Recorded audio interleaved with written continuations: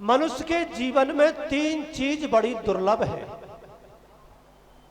एक तो मनुष्यत्व प्राप्त कर लेना कि हम मनुष्य हैं, और एक महापुरुष संश्रयः, महापुरुष की संगति, अच्छे जनों की संगति मिल जाए, और मोक्ष पाने की इच्छा। ये व्यक्ति के उसी के जीवन में आ सकती है जिस व्यक्ति ने देवताओं की कृपा प्राप्त कर ली हो, देवताओं का अनुग्रह जिस व्यक्ति के जीवन में हो गया हो। उस व्यक्ति को संत भी मिल जाएंगे, उस व्यक्ति को भगवंत भी मिल जाएंगे, और उस व्यक्ति को अनंत भी मिल जाएंगे। जिस व्यक्ति ने श्रेष्ठ संगति आपने प्राप्त की है, इसलिए अपने जीवन में श्रेष्ठ संगति प्राप्त करें। तो जब महापुरुष की संगति आपको प्राप्त होगी, महापुरुष संश्रया, अच्छे श्रेष्ठ जनों, कोई महात्मा की जरूरत नहीं है कि महात्मा की संगति मिले कि तभी श्रेष्ठ होगा।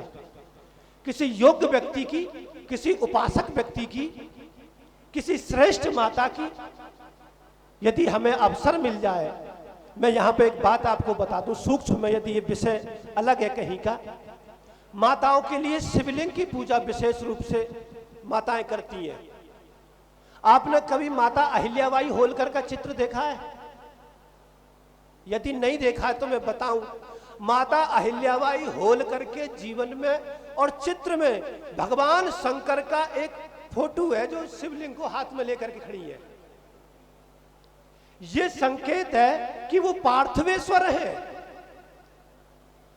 माता अहिल्याबाई ने कभी भगवान शंकर पर जल नहीं चढ़ाया, उसने मिट्टी के पार्थिवेश्वर बनाए।